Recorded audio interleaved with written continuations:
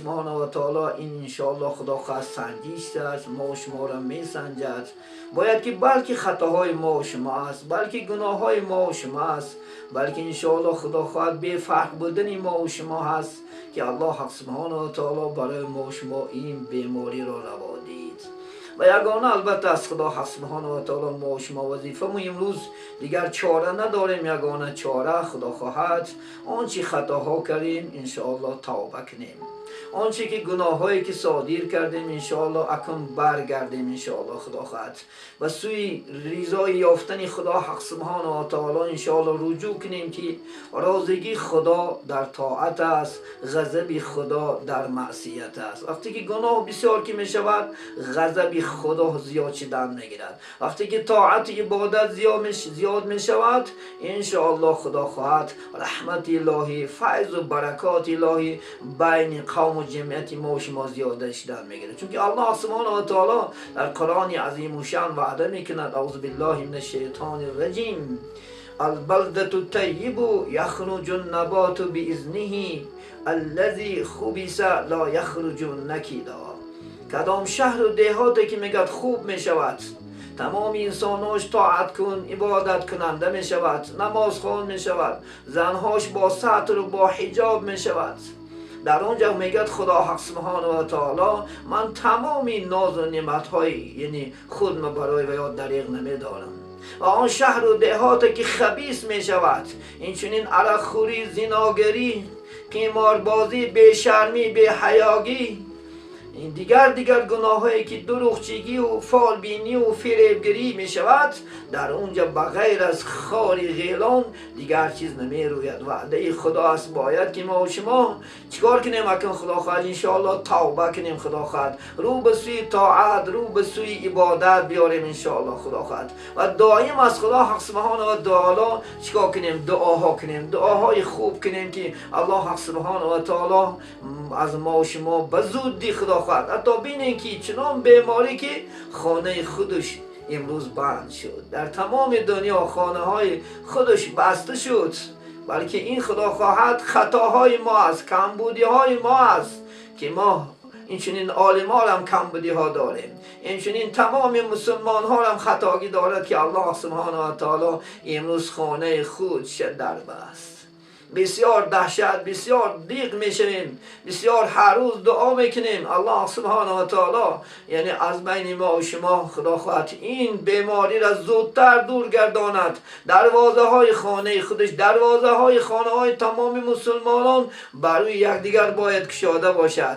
بیاین عزیزان من امروز در خانه ها هستیم و خواندن قرآن کریم مبتلا شویم و خواندن دعاهای خدا خواهد که تعلیمات پیغمبر علیه السلام است یا این چنین آیتی کریمه ها چندین جا الله سبحانه و تعالی برای ما شما خدا خواهد انشاءالله چی است؟ یعنی برای تسکین یافتن ما و شما، آرام گرفتن ما و شما و اجابت شدن دعاهای ما و شما الله سبحانه و تعالی تعلیمات داده که من در سوره بقره میگه اعوذ بالله من الشیطان الرجیم ربنا ولا تحمل علينا اسرا كما حملته على الذين من قبلنا ربنا ولا تحملنا ما لا طاقة لنا به واعف عنا واغفر لنا وارحمنا انت مولانا فانصرنا على القوم الكافرين. دعا میکنیم ما طاقت عذاب خدا نداریم. من یک تا ویروس چه امروز تمام دنیا را برارضا آورد، ما نداریم طاقت عذاب خدا. حضرت مولانا میگن نداری بر کفی پا طاقت خار، دلیلی چون کنی در گلخنی نار. امروز در یک بیماری اندترین طاقت نداریم. امروز چی خیلی ما و شما با در عذاب الله طاقت میکنیم. بریم بیاین یک جای هممون این دعاهای خوب هممون انشاءالله صلوات گیم، صلات تون جنا، صلات ناریه خدا خواهد امروز در خانه ها هستیم بیشتر خدا خواهد خوانیم، بیشتر دعا کنیم الله زودتر این بیماری از بین ما و شما دفع بگرداند. یکی به این دفع شدن این بیماری ها خیر و احسان است عزیزان من. امروز که محتاجا هستند در بین جمعیت ما همه دست برابر نیست، خیلی که میگن 5 پنجه برابر نیست. این چنین در جمعیت ما بای است، میانه حال است، کم بغل ها انشاءالله خدا خواهد وجود دارد. بین انشاءالله خدا خواهد یک دفع این بیماری خیر احسان است. بین انشاءالله خدا سبحانه و تعالی برای ما شما نعمت بسیار داد. نعمت ها در عوض این خیر احسان کردن، یعنی به بیچارگان به محتاجان خیر احسان کردن، الله سبحانه و تعالی برای ما شما در چندین جای قرآن عظیمشان توصیه کرده است. مقصد چی است؟ یعنی مهر و عاقبت. البته ما مسلمانان مهر و محبت داریم، عاقبت ما انشاءالله بزرگ است. هیچ وقت خدا خواهد مثل صحابگان کرام پیامبر اسلام یک دیگرش کشاله میکردن، یک دیگرش یاردم که محتاجان خدا خواهد خیر و احسان میکردن. باید ما هم خیر کننده باشیم، احسان کننده باشیم و که خدا الله سبحانه و تعالی به عوض این برای ما شما درجاتی بسیار میتن. من در یک چند جای قرآن، من سوره آل عمران الله سبحانه و تعالی 92 آیتش میگه لن استعیذ بالله لن تنالوا البر حتی تنفقوا مما تحبون، یعنی صاحب نمیشه نگه به ثواب آخرت حتی اینکه نفقه ندید اون سه که دوست میدارید. امروز دوست داشته ما شما چی است؟ پول است. امروز چیز است؟ چهارم مال است. خدا خواهد انشاءالله بین انشاءالله خدا خواهد خیر کنیم. حتی شاید میگه حق تعالی در دل جنت نوشت که جای اسخیا باشد بهشت. جای سخاوتمندان انشاءالله چی است؟ بهشت است. وقتی که شما 1 سوم میتین، الله 700 سوم میتید برای شما.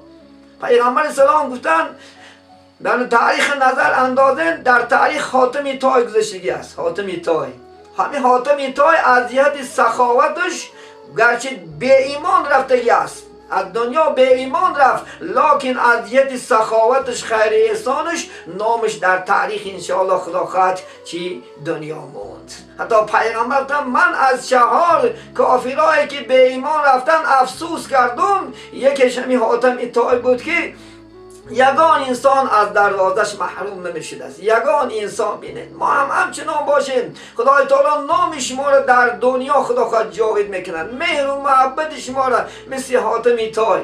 حتی اینکه بینید مادرش سنجید، وقتی که حاتم در تمام دنیا مشهور شد با خیر و احسانش گفت مادر یک بار کنی بچه یک نسنجم کنی چی میشه داشت؟ میگد 40 دروازه داشت، از 40 دروازهش اگر یگان خدا خواهد سائل یگان گدای بیاید پرسنده همین خیلی یک کف میداد نگاه نمیکرد روشم. مادرش میگد من از 40 دروازه بچم آمدم یک بار نگفت که چیکار میکنی. بعدی حاتم طای گذاشتم، بعد مردم جمع زدن گفتن بیای بجای حاتم کی را میمانیم؟ گفتم برادرش مانیم. همین برادرش نماز گفتم.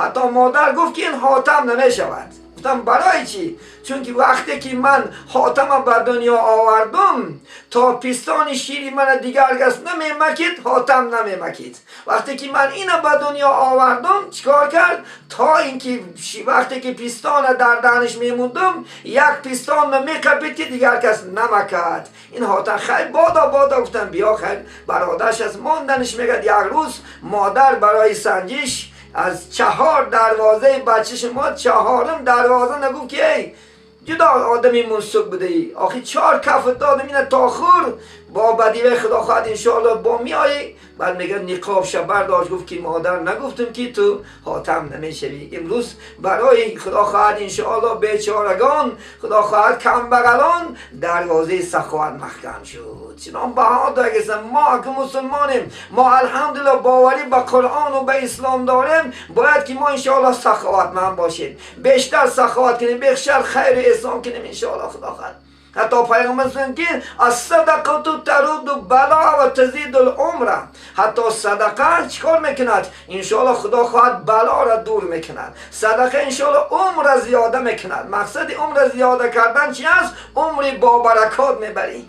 حتی فرمودن که یعنی شما قیدو یعنی مقید کنید، دیوار کنید گیره مالهاتون به زکات دادن و انشاءالله خدا خواهد بیماراتون به صدقه دادن انشاءالله دوا کنید. امروز ما میدونیم که اکثر انشاءالله بایها چی هستن؟ از سبب خیر احسان نکردن امروز بیمار هستن. کسری دیل دارن، کسری فشار خون دارن، کسری خدا خواهد دیگر نمود بیمارات دارن. خواهی که شما کسریاتو بیمار شود امروز دروازه سخاوت کشا. امروز سخاوت دروازه شایدن شرط و ضرور است، چون که امروز مردم ما شما محتاج است. امروز امروز خدا خواهد انشاءالله خیر احسان اون زکات هایی که دارین امروز بجا بیارین انشاءالله خدا خواهد بتین امروز الله سبحانه و تعالی راضی میشه. چون که رسول الله میگن من کان فی حاجت اخیه کان الله فی حاجته. کسی که میگه یک حاجتی برادرش برآوردنش نمیشود، البته الله در برآوردن حاجتی وی است. و تو فعلین دست یا یک خلطه آرد شما، و تو اینگه که یا یک بکلشکه روغنی شما، و تو فعلین که یک عادی ترین چیز الله سبحانه از شما بیماری را میبردارد. از شما انشاءالله خدا خواهد فضل و کرمش دریغ نمیدارد. در خانه، در عمر شما، در پول شما الله سبحانه و تعالی برکت عطا میکند. ببینید دوره های صحابه ببینید نداشتن، لکن هر روز خیر احسان میکنن. هر روز ببینید نداشتن. اما برای یک بیماره یک قصه حضرت خدا خواهد مادر مؤمنا مادر فاطمه را برای شما میارم. یک روز میگه در خبرها آوردن در کتاب دولت الواعظین فاطمه مادرمو بیمار میشود. وقتی که بیمار میشود حضرت علی نزدش میگه زنی قیامتی من. بسیار فاطمه را دوست میداشت، بسیار فاطمه زنی خداداد بود. بهترین بود که پیغمبر سلام حتی فاطمه را بسیار دوست میداشت. دائم خدا خواهد خبرگیری هوای بود. گفتن اشتهای انار دارم شوهرم. وقتی که میاد علی میگه به بازار رفت از یک برادر قرض گرفت، میگه یک دانه انار خرید، در راه برمیگشت ناخواست آمد که میگه در یک گوشه کناری را یک بیچاره خواب است. نزدیک را گفت که برادر دل تو اشتهای چی دارد؟ برای ما یگان خدمت است. گفت دل من اشتهای انار دارد. حضرت علی گرم شد، در همون اثنای راه میگد چیکار کنم این انار را به این بتیم؟ زنم منتظری انار است فاطمه نتیم. خدا حق سبحانه و تعالی در سوره ضحی استعیذ بالله ولا ترد السائل، خدا وعده کرد که شما یگان کسی که از شما چیز میپرسد و یا محروم نکنید و یا نگردونه. از ترس خدا میگه بادا گفت میگه همون انار به اون برادر داد. دیگه دست خالی میگه خجالت نزد خاندانش اومد. وقتی که آمد دید که فاطمه در روی حولی گشته است، از بستری خدا خواهد بیماری خستگی است. گفت چی شد؟ خجالتی. گفت همین انار برای تو خریدم، وقتی که می آمدم یک بیچاره بیمار در راه بود، همون انار گفتن که همون انار که تو داده اشتهای انار از من برداشت. در همین اثنا میگه سخن که ایستاده بودن که یک بار دروازه تق کرد. حضرت علی برمدن که سلمان فارسی نزد دروازه در یک رومارچه چیز دارد. گفت این چی است؟ گفتن الله سبحانه و تعالی برای یعنی فاطمه چی کرد؟ انار راهی کرد. وقتی که کشادن دیدن که یعنی چی است؟ 9 انار است و خلاص. گفتن علی سلمان آمدانی. گفتن خدا وعده کرده که کسی که در راه من 1 سوم میتید من 10 سوم وعده کرده است. 10 این چرا چی 10 نیست؟ گفتن برای سنجش کردن میگه از یعنی آستینش گرفتن انارم ماندن. بینن عزیزانی من الله سبحانه و تعالی برای 1 سومه که در راه خدا میتی خدا خواهد انشاءالله 700 سوم وعده کرده است. اینچنین من در سوره بقره الله میگه استعیذ بالله داستانی همین صدقات میگید که یعنی مثل الذین ينفقون اموالهم فی سبیل الله كمثل الحبة أنبتت 7 سنابل في كل سنبلة 100 حبة والله يضعف لمن يشاء. صفت میگه آنانی که میگن نفقه میکنن در راه خدا مالهاشون انشاءالله مانند یک دانه است. میگه که وقتی که در زمین میگذارن ما و شما دانه گندم از راه خدا خواهد 7 خوشه میروید. میگن و 7 خوشه میگد 700 میشود. حتی اینکه میگن الله زیاده میکند خدا خواهد کسی را که با دولتش خدا خواهد بخواهد. ببینید از یک دانه گندم 700 گندم. از 1 سومه که شما انشاءالله خدا خواهد در راه خدا میتین با امید ثواب.